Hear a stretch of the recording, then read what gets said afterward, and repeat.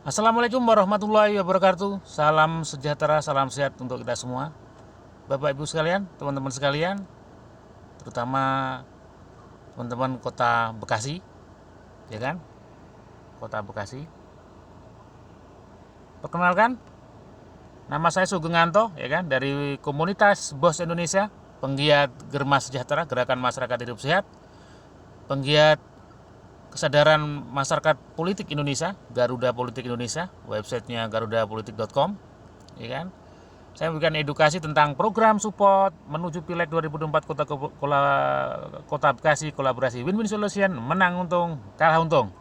Oke, Bapak Ibu sekalian, menarik nih ya, menang untung, kalah untung. Bapak Ibu sekalian, dalam Pileg, pilihan legislatif tentu ada risiko. Ketika kita ikut pesta demokrasi, ya kan, ikut pileg, maka kita ada resiko menang atau kalah. Sekali lagi ada menang atau kalah, dan kita harus punya mental siap menang siap kalah. Jangan hanya kita siap menang tapi siap nggak kalah, tapi gimana kita kalah pun masih untung. Nah, ini menarik ini, kan. Terus kalian, kita belajar dari filosofi orang Jepang. Orang Jepang tuh kalau mau ketika perang dia punya prinsip berani mati. Nah, berani mati, tapi faktanya musuhnya yang mati. Nah, ini menarik ini. Faktanya musuhnya yang mati. Berani mati bukan berarti dia pasrah, saya mau mati saja, bukan begitu ya. Karena dia berani mati, maka dengan segala upaya, segala kemampuan dia, ya kan, teknik dia semua, gimana dia bisa menang. Nah, inilah mental yang luar biasa ya. Jadi kita menang untung kalah untung, ini sebuah program yang luar biasa. Jadi kalau kita bicara detailnya nanti cukup menarik, nanti kita diskusikan di tahap berikutnya atau kita saat kopdar. Oke, bisa lihat, lanjut. Ketika kita bicara pemerintahan Kota Bekasi, maka kita adalah salah satu, ya kan, ada Kota Bekasi, ada Kabupaten Bekasi. Nah, Kota Bekasi ini berbatasan dengan Jakarta ya. Kemudian sebelah timurnya dengan Kabupaten Bekasi, ya kan, dengan berbatasan dengan Depok juga, berbatasan dengan Bogor juga, ya kan. Oke. Kita bicara Kota Bekasi berarti 12 kecamatan, 56 kelurahan, 1013 RW, 7086 RT dengan jumlah penduduk 3,2 juta. Wah, luar biasa padat juga Kota Bekasi ini ya, data 2019. Oke. Bicara DPRD Kota Bekasi, jumlah kursi 50 kursi dengan dibagi oleh 6 daerah dapil, ya kan? Ini dengan APBD 6,4 triliun. Wah, luar biasa, Kota Bekasi ini cukup luar biasa ya. Oke, lanjut. Nah, dasar hukum pileg. Bapak sekalian, ketika kita bicara pilihan legislatif, tentu dasar hukumnya adalah undang-undang. Nah, kalau kita pileg 2019 adalah Undang-Undang Nomor 7 tahun 2017 tentang pemilu. Ada 5 poin: sistem pemilu proporsional terbuka, ambang batas presiden, pencalonan presiden 20-25%, ambang batas parlemen 4%, metode konversi suara senlik murni, alokasi kursi per dapil 3-10 kursi. Oke. Nah, ini menarik. Kenapa kita harus peduli politik? Nah, ini Bapak sekalian, kenapa kita peduli? Nah, ini tokoh nasional Turki, Necmettin Erbakan, adalah seorang insinyur, akademisi, politisi ya, luar biasa. Dia kuliah seangkatan Pak Habibie, ya kan? Nah, dia punya jargon, orang Islam yang tidak peduli dengan politik akan dipimpin oleh politikus yang nggak peduli dengan Islam. Nah, ini menarik. Kenapa dia punya jargon seperti itu? Padahal Turki itu 98% penduduknya Muslim. Persentase Muslimnya lebih besar dibandingkan Indonesia yang 86%. Nah, karena apa? Karena Turki adalah memisahkan antara agama dan kekuasaan yang disebut dengan sekuler, ya kan? Nah, beliau ini adalah kader dari Ali Adnan Menderes, yang berikutnya setelah beliau adalah Recep Tayyip Erdogan. Oke, makanya kalau saya banyak kali ketemu di lapangan, kadang-kadang ketemu Pak Ustadz, aduh Pak, jangan bicara politik itu kejam, politik kotor. Nah, saya kira belum paham aja. Kita perlu edukasi memang juga ya. Kadang saya ambil edukasi sambil guyonan, Pak Ustadz, Islam itu jangankan bicara politik, jangankan bicara pemerintahan, jangankan bicara perdagangan, bisnis, hubungan antar manusia, ya kan. Kencing aja itu ada adabnya, kencing aja itu ada aturannya. Jadi kita nggak sembarangan. Artinya apa? Kita harus, kalau ngaku kita sebagai seorang muslim tentu harus kafah. Jadi kita tidak boleh sepotong-potong. Oke, jadi sekalian. Jadi kita harus mulai peduli dengan politik, ya kan. Nah, tapi sekalian, ketika kita bicara legislatif, ya kan, legislatif adalah lembaga kekuasaan. Sekali, legislatif adalah lembaga kekuasaan, bukan lembaga sosial. Ya, bagian dari trias politika. Indonesia menganut trias politika. Trias politika itu adalah apa? Kekuasaan dibagi tiga, ya kan? Dibagi tiga kekuasaan ya: legislatif, eksekutif, yudikatif. Nah, kalau kita bicara legislatif di Indonesia berarti bicara MPR, DPD RI, DPR RI, DPRD provinsi, DPRD kabupaten kota. Dengan fungsi legislatif membuat regulasi undang-undang atau perda, penganggaran budgeting, fungsi kontrol dan pengawasan. Nah, ini menarik. Makanya saya ada guyonan ke Pak Ustadz boleh nggak itu marbot itu di masjid itu dibayar oleh negara? Ya boleh aja ketika ada regulasinya ya, ketika yang duduk dewan itu ketok palu. Ya kan, tapi kalau yang duduknya nggak peduli sama masyarakat konstituennya ya nggak akan terjadi. Makanya kita harus mulai ikut peduli terhadap politik. Oke, lanjut. Nah, ini hal-hal penting di dalam pileg Bapak sekalian. Nah, ini menarik, ada 8 hal penting. Yang pertama, undang-undang pemilu selalu berubah setiap 5 tahun. Untuk itu makanya kita harus memahaminya karena itu menentukan strategi di lapangan ketika kita mau ikut kontestan di dalam pileg ya. Nah, ini menarik. Pileg banyak kursi, banyak caleg. Nah, ini berbeda dengan pilkada, satu kursi, banyak calon. Kalau pileg banyak kursi, banyak calon. Nah, ya kan? Ini menarik. Nah, kalau di dalam satu dapil itu ada 10 kursi, nah, artinya, nah ini menarik di dalam pileg ini. 90% orang tidak suka dengan partai kita atau kitanya, ya kan? Kita masih punya kursi. Nah, di dalam pileg, kalau dalam satu dapil itu ada 10 kursi, artinya kita tidak harus nomor 1, nomor 2, nomor 3, nomor 4, nomor 5, nomor 6, nomor 7, nomor 8, nomor 9, nomor 10. Nah, tetap dapat kursi. Nah, inilah dalam pileg, ya. Nah, ketiga, 90% lebih kursi legislatif adalah kursi jamaah. Ini penting. Jadi jika satu kursi harganya 20.000, ya kan? Jarang sekali individu mencoblos 20.000. Ya, rata-rata 10.000 kurang lebihnya, ya kan? Kurang bisa di atas 10.000. Jadi artinya apa? Sisa suara untuk duduk itu adalah suara partai dan suara caleg lain. Makanya kita adalah suara kursi jamaah. Makanya untuk itu poin keempat, ada caleg terpilih dan tidak terpilih. Makanya ada kesepakatan. Jadi teman-teman yang duduk di dewan harus peduli sama teman-teman yang lain, ya kan? Karena suara dia duduk itu ada dukungan dari teman-teman caleg lain dan suara partai, ya kan? Oke, pileg berdasarkan daerah dapil, ya, dengan jumlah alokasi jumlah penduduk tentunya patokannya. Nah, pasca reformasi pileg menganut sistem terbuka. Nah, ini menarik. Undang-Undang Dasar 45 di amandemen sudah 4 kali, 99, 2000, 2001, 2002. Salah satunya adalah sistem pilihan legislatif sistem terbuka. Nah, ini menarik ya. Pileg satu orang satu suara, one man one vote. Nah, ini menarik.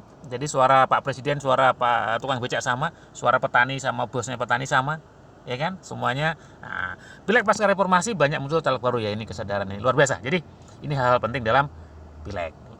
Lanjut. Nah, hasil pileg 2011 Kota Bekasi. Nah, ini ada 8 partai yang mendudukkan kursi di legislatif ya, di DPRD Kota Bekasi. PDIP 12, PKS 12, Golkar 8, Gerindra 6, Partai Demokrat 5, PAN 4, P3 2, PKB 1, total 50 kursi, ya kan? Nah, ini. Nah, catatan penting dalam pileg Kota Bekasi yaitu pertama adalah Partai PKS, kursi PKS dan PDIP sama banyak, ya kan? PKS naik 7 menjadi 12 kursi, ya kan? Nah, ini tadi, ya kan? Jadi PKS naik dari 7 kursi menjadi 12 kursi.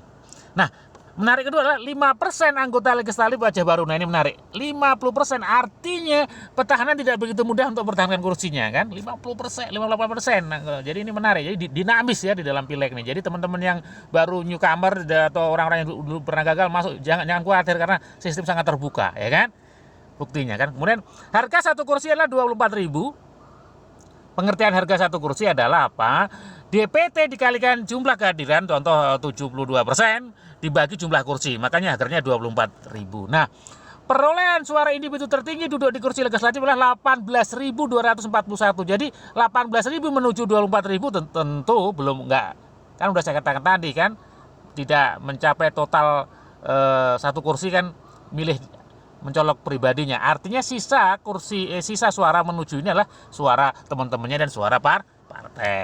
Apalagi yang 3.125 dapat kursi, berarti suaranya 20.000 suaranya adalah suara caleg lain dan suara partai. Makanya harus peduli, makanya harus musyawarah mufakat. Yang nggak duduk ya harus ada sebuah komitmen win-win lah ya. Karena ingat, duduk legislatif adalah lembaga kekuasaan, bukan lembaga sosial, ya kan? Nah, Ini ingat, lembaga kekuasaan. Nah, Hanura 0 kursi dari 4 kursi luar biasa ini, dinamis banget ya. Hanura dari 0 kursi dari 2004 kursi. Menarik. Jadi di legislatif di Kota Bekasi menarik. Nah, partai baru tidak dapat kursi. Nah, oke.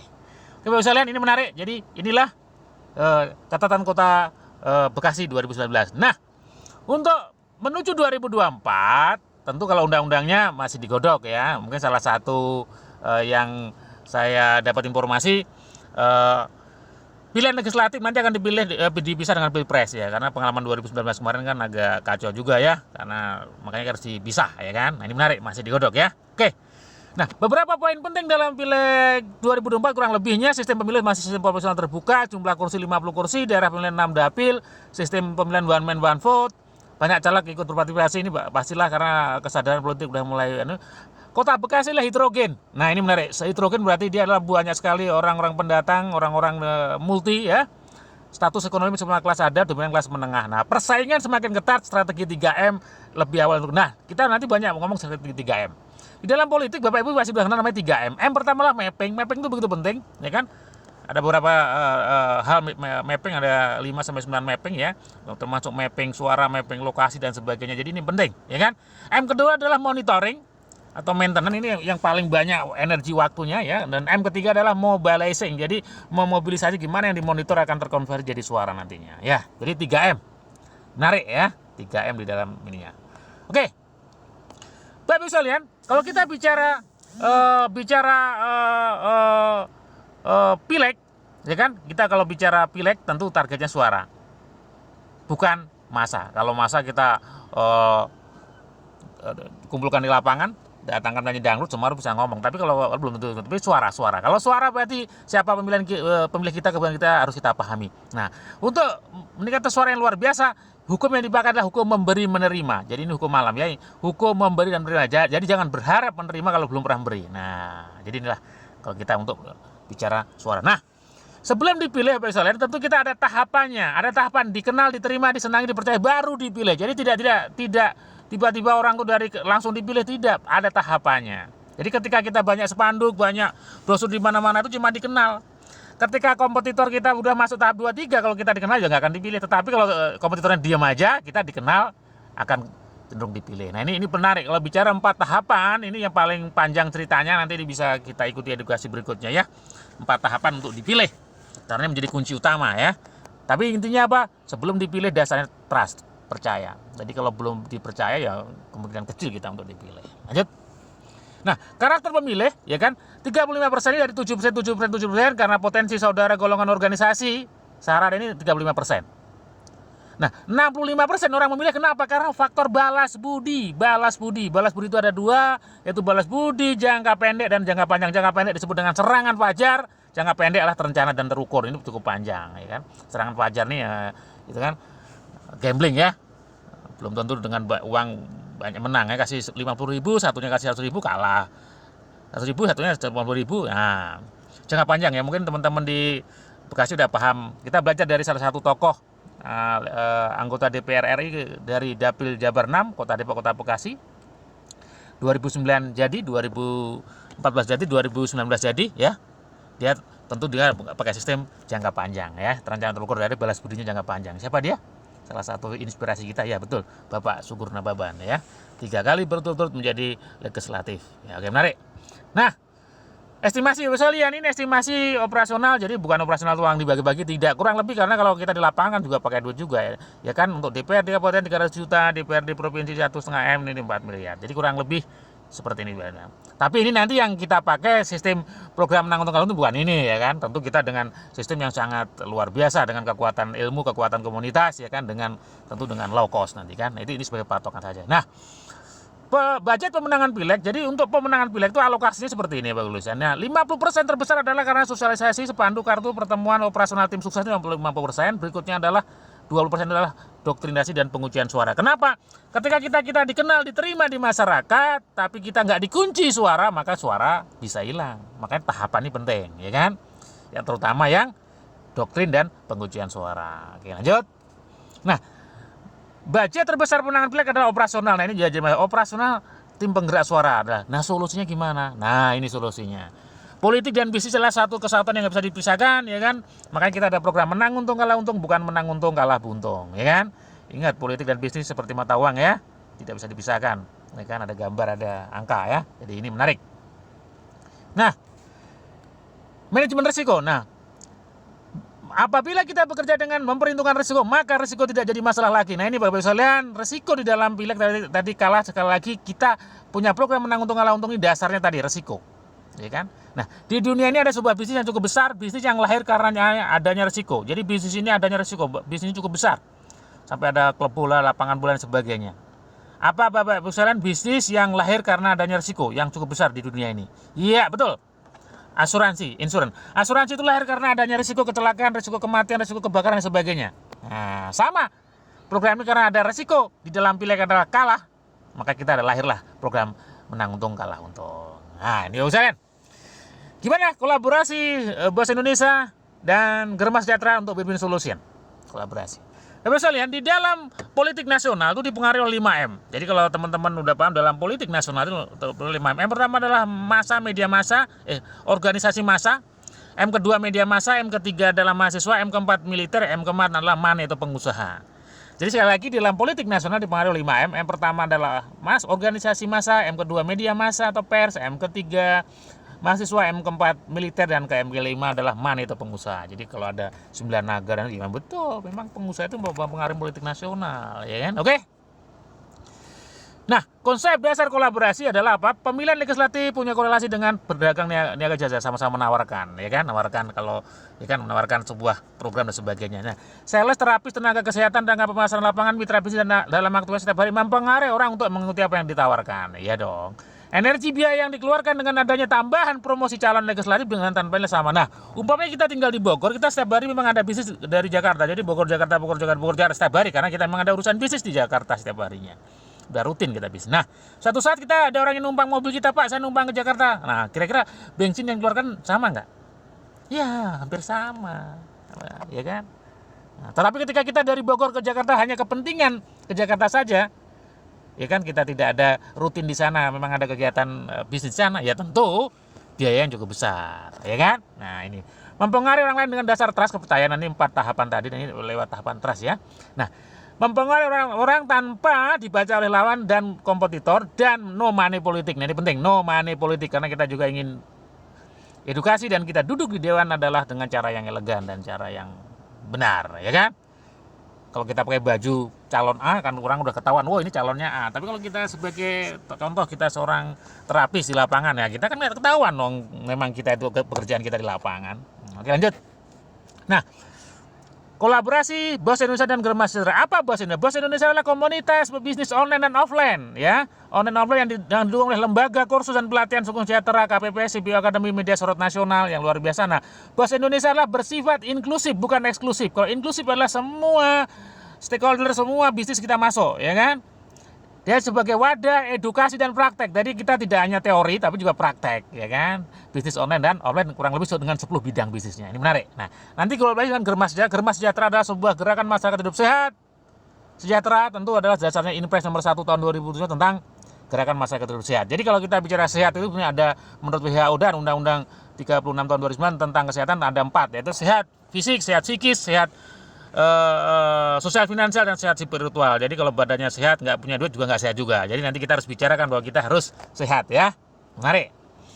Nah, bentuk kegiatan Bos Indonesia dan Germa Sejahtera adalah apa? Online dan offline. Online-nya adalah edukasi bisnis online offline, kursus bisnis online, edukasi pola hidup sehat. Nah, offline-nya adalah edukasi bisnis online offline, edukasi Germa Sejahtera, edukasi dan pemeriksaan kesehatan, olahraga dan jalan sehat bersama. Inilah salah satu nanti kegiatan kita di lapangan, baik online dan offline. Ini menarik, ya kan? Nanti detailnya nanti bisa kita terangkan berikutnya, ya. Oke.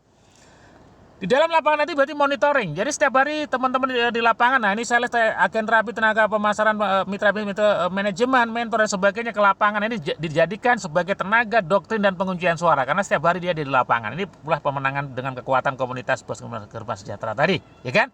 Jadi operasional yang dalam monitoring kan biaya terbesar karena waktu dan lama. Waktu cukup lama yang dipakai untuk monitoring. Nah, siapa operasionalnya nih kegiatan Bos Indonesia Germa Sejahtera? online baik online, tentu biayanya kan sudah termasuk di dalam kegiatan bisnis. Nah, jadi kita tinggal nanti kerjasama aja ya. Kalau teman-teman calon yang mau duduk nanti di legislatif, tentu kita tinggal kerjasama saja.